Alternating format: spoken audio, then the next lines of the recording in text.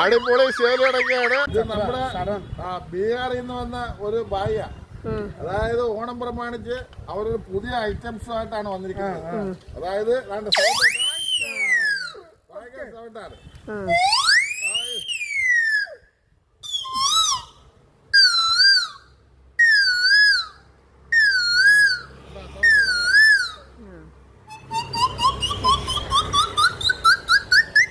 ഓണമായിട്ട് ആഘോഷിക്കാൻ ഒരു ഐറ്റംസ് ആണ്.